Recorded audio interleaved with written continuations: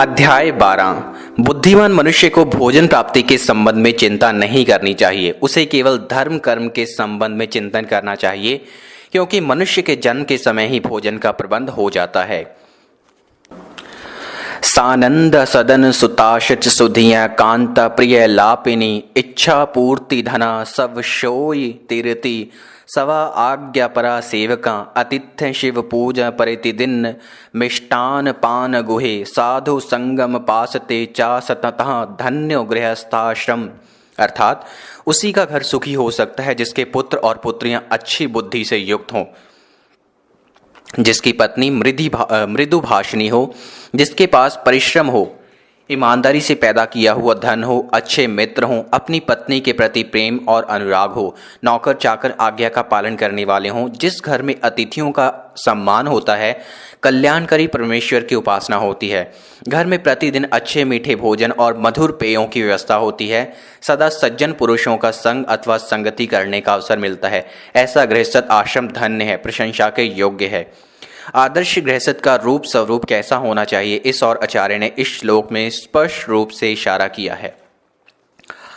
आर्तेषु विप्रेषु दयानतिशच यत् श्रद्धया स्वल्प मुपैति दानम अनंत पारा समुपैति राजन यद्यते तन्न लभेत द्विभेज्य। अर्थात दयालु और करुणा से युक्त मनुष्य दुखी ब्राह्मणों को श्रद्धा से जो कुछ भी दान देता है, हे राजन, वह दान देने वाले को उतना ही प्राप्त नहीं होता है। हे राजन, वह दान देने वाले को उतना ही प्राप्त नहीं होता है। प्रभु की कृपा से उसमें काफी वृद्धि होती है और वह दान देने वाले को भली प्रकार मिलता जाता है।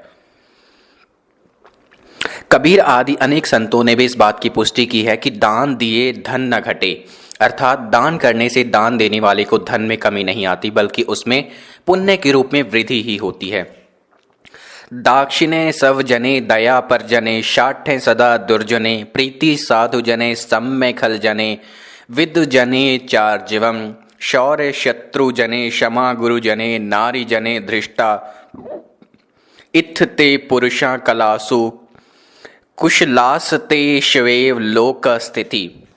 अर्थात अपने बंधु बांधवों के साथ वही व्यक्ति सुख से रह सकता है जो उनके साथ सज्जनता और नम्रता का व्यवहार करता है, दूसरे लोगों पर दया और दुर्जनों के प्रति भी उनमें अनुकूल व्यवहार करता है, सज्जन लोगों से जो प्रेम रखता है, दुष्टों के प्रति जो कठोर होता है और विद्वानों के साथ सरलता से पेश आता है, जो शक्तिशाली लोगों के साथ शूरवीरता और पराक्रम से काम लेता है, गुरु, माता पिता और आचार्य के प्रति जो सहनशीलता व्यवहार रखता है तथा स्त्रियों के प्रति अधिक विश्वास न करके जो उनके प्रति चतुराईपूर्ण व्यवहार करता है, वही कुशलता पूर्वक इस संसार में रह सकता है। हस्तो दान विवर्जितो श्रुति पुटो सारस्वत द्रोहिणो नेत्र साधु विलोकनेन रहते पादो न तीर्थगतो अन्यायार्जित वित्तपूर्ण मुदुर गर्वेण तुंगा शीरो रे जम्बूक मुंच मुंच सहसा निंद सुनिंद वपु। जिसके दोनों हाथ कभी दान आदि के कार्य में नहीं लगे, अर्थात जिसने जीवन में कभी दान न दिया हो, कानों से वेद आदि शास्त्रों का श्रवण ना किया हो, अर्थात उनसे द्वेष रखता हो, अपने दोनों नेत्रों से सज्जन पुरुषों के दर्शन नहीं किए, पैरों से तीर्थ यात्रा नहीं की, माता पिता तथा आचार्य की सेवा के लिए जो उनके पास कभी नहीं गया, जिसने अन्याय से धन इकट्ठा करके अपनी आजीविका चलाई, इतने पर भी जो आदमी स्वाभिमान से सर ऊंचा उठाकर चलता है, ऐसे व्यक्ति के लिए चाणक्य कहते हैं कि हे गीदड़ के समान नीच मनुष्य, तू तो नीच लोगों से भी नीच है, तू अत्यंत निंदनीय है, इसलिए जितनी जल्दी हो सके इस नीच शरीर को त्याग दे, अर्थात तेरे इस प्रकार के जीवन से तेरा मर जाना अति उत्तम है। पत्रा नैव यदा करीर विटपे दोषो वत्सन्तस्य की नो लोको अप्यवलोकते यदि दिवा सुरस्य की दूषणम वर्षा नैव पतन्ते चात कमुखे मेघस्य की दूषणा यत् पूर्वा विधिन्या लाट लिखता तन्मार्जितु काशम। अर्थात यदि करील नामक पौधे पर पत्ते नहीं निकलते तो इसमें वसंत ऋतु का क्या दोष है, यदि उल्लू को दिन में दिखाई नहीं देता तो इसमें सूर्य का क्या दोष है, यदि चातक की चोंच में वर्षा का पानी नहीं टिकता तो इसमें बादल का क्या दोष है। संसार को बनाने वाले ब्रह्मा ने मनुष्य के भाग्य में जो कुछ लिखा है उसे कोई नहीं मिटा सकता, वह उसे अवश्य भोगना पड़ता है। चाणक्य यहाँ कहते हैं कि जिसके भाग्य में जो कुछ लिखा है उसे कोई नहीं मिटा सकता, लेकिन आचार्य भाग्यवादी भी नहीं है। सत्संगाद् भवति ही साधुता, खलाना साधुना नाही, खल संग मात खलवतम, आमोद कुसुम भव मृदेव धते, मृगंध नाही कुसुमानि धारयन्ति। अर्थात सज्जनों के सत्संग से दुर्जन मनुष्य भी सज्जन हो सकता है, परंतु सज्जन पुरुषों में दुष्टों की संगति से दुष्टता वैसे ही नहीं आती जैसे फूल से उत्पन्न होने वाली सुगंध मिट्टी में तो आ जाती है, परंतु मिट्टी की गंध फूल में नहीं आ पाती। इसका अर्थ यह है कि जिसका जो वास्तविक स्वभाव है उसमें परिवर्तन नहीं होता, अर्थात ऐसा स्वभाव जो परिवर्तनशील नहीं है श्रेष्ठ माना जाता है। दुष्ट का सज्जन के संग से सज्जन बन जाना और दुष्ट के संग से सज्जन का सज्जन ही बनी रहना इस बात की पुष्टि करता है कि सज्जनता मनुष्य का सच्चा स्वभाव है। साधुना दर्शन पुण्य तीर्थभूता ही साधवा, कलेन फलते तीर्थ सदा साधु समागमा। अर्थात सज्जन पुरुष के दर्शन से पुण्य प्राप्त होता है, क्योंकि साधु पुरुष अपने आप में साक्षात तीर्थ स्वरूप होते हैं। तीर्थ तो अपने समय के अनुसार ही फल देता है, परंतु साधुओं का संग करने से जल्दी ही मन की आशाएं पूर्ण हो जाती हैं। विप्रा असीम नगरे महान कथ्य, कस्ताल द्रुमान गना, को दाता रज को ददाति वसना, प्रात गुहिर्त्वा निशि, को दक्षा परदार वित्तहरणे, सर्वे अपि दक्षो जना, कस्मा जस्वसी हे सिखे, विष कृमि नयायेन जीवामयहम। अर्थात कोई राही अथवा यात्री किसी नगर में पहुंचकर किसी ब्राह्मण से पूछता है कि हे ब्राह्मण, मुझे बताओ कि इस नगर में कौन सबसे अधिक महान है। उस ब्राह्मण ने उत्तर दिया, ताड़ के वृक्षों का झुंड। यात्री ने फिर प्रश्न किया कि इस नगर में दाता कौन है। उसे उत्तर मिला, धोबी ही यहाँ का सबसे बड़ा दाता है, जो प्रातः काल कपड़े धोने अथवा रंगने के लिए ले जाता है और सायंकाल के समय लौटा देता है। यात्री ने फिर पूछा कि इस नगर में चतुर व्यक्ति कौन है। तो ब्राह्मण ने उत्तर दिया कि इस नगर के सभी व्यक्ति दूसरों का धन और उनकी स्त्री का हरण करने में चतुर हैं। यात्री ने फिर पूछा कि ऐसी अवस्था में तुम्हारा जीवन यहाँ कैसे बीतता है। ब्राह्मण ने उत्तर दिया कि मैं विष में पैदा होने वाले कीड़े के समान हूँ, जो उसी में उत्पन्न होता हूँ, लेकिन फिर भी विष के प्रभाव से मुक्त रहता हूँ। विष का उस पर कोई असर नहीं होता। मैं उसी प्रकार इन लोगों के साथ अपना जीवन बिता रहा हूँ। प्रतिकूल परिस्थितियों में जीने का सूत्र है यह विष कृमि न्याय। ना विप्रापादोदक कर्दमानि, ना वेद शास्त्र सधर्व निर्गिजतानि, स्वाहा सवधाकार विवर्जितानि, शमशान तुल्यानि गृहाणि तानि। अर्थात जिन घरों में ब्राह्मणों के पांव धोने वाले जल से कीचड़ ना हुआ हो, जहाँ वेद आदि शास्त्रों के पाठ ना होते हों, जिसमें स्वाहा और सवधा इन शब्दों का उच्चारण ना होता हो, वे घर शमशान के समान हैं। जिन घरों में ब्राह्मणों का आदर सत्कार नहीं होता, जहाँ वेद आदि शास्त्रों की ध्वनि नहीं गूंजती, जिस घर में अग्निहोत्र अर्थात होम आदि शुभ कर्म नहीं होते, उसे शमशान के समान समझना चाहिए। वह घर मुर्दों का निवास स्थान ही माना जाएगा, वहाँ जीवनी शक्ति नहीं होती। सत्य माता पिता ज्ञान धर्मो, भ्राता दया सवसा, शांति पत्नी क्षमा पुत्र, षडेते मम बांधवा। किसी संसारिक पुरुष ने किसी संत महात्मा को अत्यंत आनंद की स्थिति में देखकर उनसे उनके बंधु बांधवों के बारे में पूछा, तो संत ने उत्तर दिया, सत्य ही मेरी माता है और ज्ञान मेरा पिता है, धर्म ही मेरा भाई है और दया मेरी बहन है, शांति मेरी पत्नी है और क्षमा और सहनशीलता मेरे पुत्र हैं। यह 6 ही परिवार के सदस्य हैं और बंधु बांधव हैं, मेरे रिश्तेदार हैं। अनित्यानि शरीरानि विभवो नैव शाश्वतः, नित्य सन्निहितो मृत्यु कर्तव्य धर्म संग्रह। अर्थात यह शरीर अनित्य है अर्थात नाशवान है। धन संपत्ति भी सदा किसी के पास स्थिर नहीं रहती। मृत्यु सदैव प्रत्येक के पास रहती है, इसलिए प्रत्येक व्यक्ति को धर्माचरण करना चाहिए। मनुष्य जानता है कि जिसने संसार में जन्म लिया है वह मरेगा अवश्य।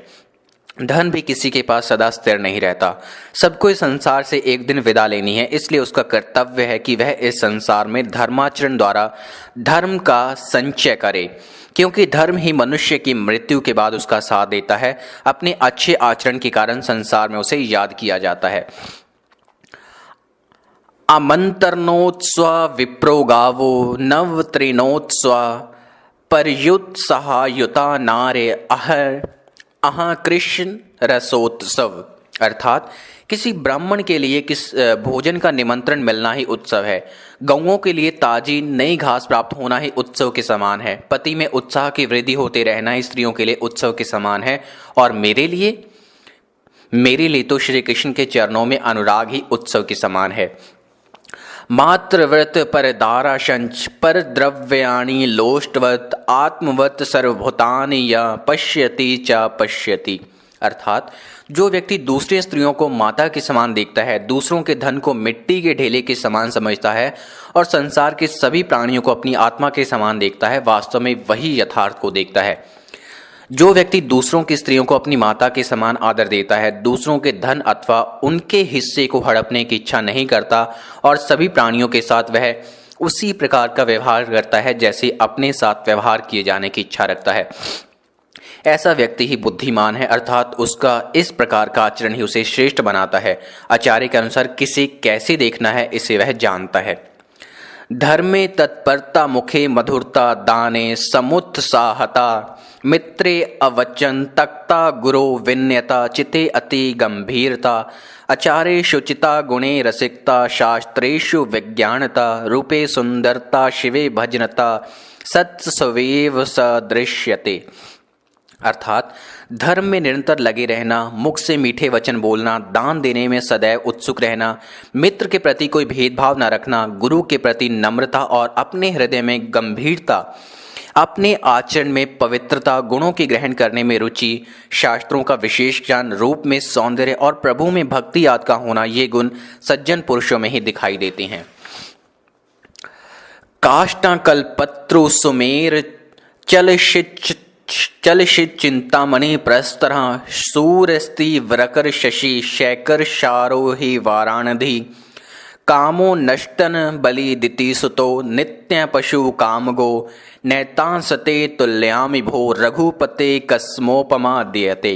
अर्थात सबकी कामनाओं की पूर्ति करने वाला कल्प वृक्ष लकड़ी है, सुमेरु एक पर्वत है, चिंताओं को दूर करने वाली मणि चिंतामणि एक पत्थर है, सूर्य भयंकर रूप से प्रचंड किरणों वाला है, चंद्रमा की कलाएं क्षीण होती रहती हैं, समुद्र खारा है, कामदेव का कोई शरीर नहीं, दानशील बलि दैत्य हैं, कामधेनु अर्थात सबकी इच्छा पूर्ण करने वाली गाय एक पशु है। मैं इन सबको अपने समान अर्थात आपके बराबर नहीं समझता। हे प्रभु राम, आपकी तुलना किसके साथ की जाए, अर्थात आप अतुलनीय हैं। विन्य राजपुत्रेभ्य पंडितेभ्य सुभाषितम आनृत्य धुरकाभे स्त्रीभ्य शिक्षेत कैत्वम। अर्थात व्यक्ति सभी स्थानों में कुछ ना कुछ सीख सकता है। उसे राजपुत्रों से नम्रता और सुशीलता, विद्वानों से प्रिय वचन बोलना, जुआरियों से मिथ्या भाषण अर्थात सही स्थिति का पता ना लगने देना और स्त्रियों से छल करना सीखना चाहिए। इस संसार में कुछ भी ऐसा नहीं है जो उपयोगी ना हो, बस उसका सही समय पर सही तरह से उपयोग आना चाहिए। मिथ्या भाषण और छल भी जीवन में उपयोगी होते हैं। इनका उपयोग उन्हीं के प्रति करें जो आपको इनमें उलझाना चाहे। लोहे को लोहा काटता है। अनालोक्य व्या करता हनाथ कलह प्रिय आतुर सर्वेक्ष क्षेत्रेषु नरः शीघ्र विनश्यति। अर्थात जो व्यक्ति बिना विचारे और बिना देखे शक्ति से अधिक खर्च करता है, निर्बल होने पर भी जो लड़ाई झगड़े में रुचि रखता है, सभी वर्णों की स्त्रियों से जो संभोग के लिए उतावला रहता है, वह जल्दी ही नष्ट हो जाता है। नाहारा चिंतयेत प्राज्ञो धर्म में ही चिंतयेत आहारो ही मनुष्याणा जन्मना सहजायते। अर्थात बुद्धिमान मनुष्य को भोजन प्राप्ति के संबंध में चिंता नहीं करनी चाहिए, उसे केवल धर्म कर्म के संबंध में चिंतन करना चाहिए, क्योंकि मनुष्य के जन्म के समय ही भोजन का प्रबंध हो जाता है, प्रारब्ध द्वारा कर दिया जाता है। बुद्धिमान व्यक्ति खान पान की चिंता किए बिना धर्म कार्य में लगे रहते हैं। कर्तव्यों का निर्वाह करने वाले की इच्छाएं प्रकृति पूरी करती है। आचार्य के इस कथन से उन्हें भाग्यवादी मानने की भूल नहीं करनी चाहिए। यहाँ आचार्य यह कहना चाह रहे हैं कि व्यक्ति को अपने कर्तव्यों को करना चाहिए। कर्तव्यों की दिशा यदि सही हो तो उसकी कामनाओं की पूर्ति सहज में होने लगती है। कई संतों महापुरुषों का जीवन इसी कथन की पुष्टि करता है। जल बिंदु निपातेन क्रमशः पूर्यते घटः स हेतु सर्व विधाना धर्मस्य च धनस्य च। अर्थात जैसे बूंद बूंद से घड़ा भर जाता है, उसी प्रकार निरंतर इकट्ठा करते रहने से धन, विद्या और धर्म की प्राप्ति होती है। व्यसा परिणाम्यपि या खला खल एव सा सुपक्वमपि माधुर्य नोपयाति तदंद्रवारुणम। अर्थात जो व्यक्ति दुष्ट है वह परिपक्व अवस्था का हो जाने पर भी दुष्ट ही बना रहता है। जैसे इंद्रायण का फल पक जाने पर भी मीठा नहीं होता, कड़वा ही बना रहता है। यह आवश्यक नहीं कि व्यक्ति आयु के बढ़ने के साथ साथ अपने स्वभाव में भी परिवर्तन कर सके। अधिकांश व्यक्ति जो दुष्ट और दुर्जन होते हैं अपने जीवन की अंतिम स्थिति तक दुष्ट ही बने रहते हैं, उनके जीवन में कोई विशेष परिवर्तन नहीं आता। जिस प्रकार इंद्रायण नामक फल पूरी तरह पक जाने पर भी कड़वा ही रहता है, उसी प्रकार मनुष्य अपने स्वभाव को छोड़ने में असमर्थ रहता है। अब हम पढ़ेंगे अध्याय का सार। अध्याय के प्रारंभ में चाणक्य उस गृहस्थ को सुखी बताते हैं जिसके घर में मंगल कार्य होते रहते हैं, जिसकी संतान बुद्धिमान हो, पत्नी मधुर भाषिणी हो, जिसने सत्कर्मों से धन की प्राप्ति की हो, जिसके मित्र समय पर उसका साथ देने वाले हों, नौकर आदि उसकी आज्ञा का पालन करने वाले हों, जहां अतिथियों का स्वागत सत्कार होता है, जो गृहस्थ नित्य नियम से प्रभु की उपासना करता हो और जिस घर में प्रतिदिन श्रेष्ठ स्वादिष्ट भोजन बनता हो, ऐसी गृहस्थी ही प्रशंसनीय होती है। अर्थात ऐसा गृहस्थ सदैव सुखी रहता है। दान का महत्व बताते हुए चाणक्य ने अनेक स्थानों पर कहा है कि दान देने से धन की कमी नहीं होती। हाँ, योग्य और विद्वान ब्राह्मणों को ही दान देना चाहिए, क्योंकि ऐसे व्यक्ति को दिया हुआ दान कई गुना होकर मिलता है। असल में देखा जाए तो धन का दान करना तो इसलिए भी लाभप्रद है क्योंकि ऐसा करके व्यक्ति यश और पुण्य की प्राप्ति करता है, जो धन की अपेक्षा बहुत ज्यादा समय तक रहने वाली है। इस संसार में नित्य ऐसे दुष्कर्म होते हैं जिनसे किसी के नष्ट होने का भय सा बना रहता है। जिस व्यक्ति ने अपने हाथों से कभी दान नहीं दिया, कानों से कभी शास्त्र वचन नहीं सुने, आंखों से कभी सज्जन व्यक्तियों के दर्शन नहीं किए और जो कभी तीर्थों पर भी नहीं गया, चाणक्य कहते हैं कि ऐसा जीवन व्यर्थ है। होनी बड़ी प्रबल होती है, यह बात सभी जानते हैं। अपनी होनी अथवा भाग्य के कारण करील के वृक्ष पर पत्ते नहीं होते, तो इसके लिए वसंत को दोषी नहीं माना जा सकता। यदि उल्लू को दिन में दिखाई नहीं देता तो उसमें सूर्य का क्या अपराध है। इसलिए जो कुछ भाग्य में लिखा है उसके प्रति किसी को दोष देना उचित नहीं। एक बहुत ही उपयुक्त उदाहरण देकर आचार्य चाणक्य ने कहा है कि दुष्ट व्यक्ति के पास रहने से भी सज्जन व्यक्ति अपनी सज्जनता का त्याग नहीं करता, जबकि सज्जन की संगति में आकर दुष्ट सज्जन बन सकता है। सज्जनों के संबंध में आचार्य का कहना है कि उनके दर्शन मात्र से पुण्य फल की प्राप्ति होती है, परंतु जहां कोई सज्जन पुरुष नहीं होता वहां का जीवन भी विष के उस कीड़े के समान होता है जो विष में उत्पन्न होता है और विष में ही मरता है। इस श्लोक का आशय यह भी हो सकता है कि जिस प्रकार विष का कीड़ा विष से अप्रभावी रहता है, उसी प्रकार दुष्टों में रहने पर भी सज्जन व्यक्ति दुर्गुणों से कोसों मील दूर रहता है। चाणक्य ने आदर्श घर उसे माना है जहां ब्राह्मणों का सम्मान होता है, उनकी सेवा होती है, जहां वेद मंत्रों और शास्त्रों की ध्वनि गूंजती रहती है और अग्निहोत्र से वातावरण सुगंधित रहता है। जहां यह सब नहीं होता, ऐसा धर्म कर्म रहित घर शमशान के समान होता है। ऐसे घर में नकारात्मक ऊर्जा का निवास हो जाता है। चाणक्य कहते हैं कि मनुष्य को चाहिए कि अन्य बातों की ओर से ध्यान हटाकर अपना मन धर्म के कार्यों में लगाए। आचार्य के अनुसार जो व्यक्ति दूसरों की स्त्री को माता के समान देखता है, दूसरों के धन को तुच्छ समझता है और सब प्राणियों को अपने समान मानता है, सदैव धर्म में लगा रहता है, कटु वचन नहीं बोलता, जिसमें दान की प्रवृत्ति होती है, मित्रों से जो किसी प्रकार का छल कपट नहीं करता, गुरु के प्रति जो नम्र रहता है, जिसका अंतःकरण समुद्र के समान गंभीर है, जो आचरण में पवित्र, शास्त्रों को जानने वाला और हर समय प्रभु को याद रखने वाला है, वही सज्जन है। भगवान राम के संबंध में चाणक्य कहते हैं कि वे कल्प वृक्ष से भी श्रेष्ठ हैं, सुमेरु पर्वत से भी अधिक धनी हैं, उनका तेज सूर्य से भी अधिक है, वे कामधेनु से भी अधिक मनोकामनाएं पूरी करने वाले हैं, इसलिए उनकी उपासना करनी चाहिए। इन श्लोकों से लगता है कि आचार्य चाणक्य भगवान श्री राम के मर्यादापूर्ण जीवन तथा नीतियों से प्रभावित थे। इतिमम समाप्तम।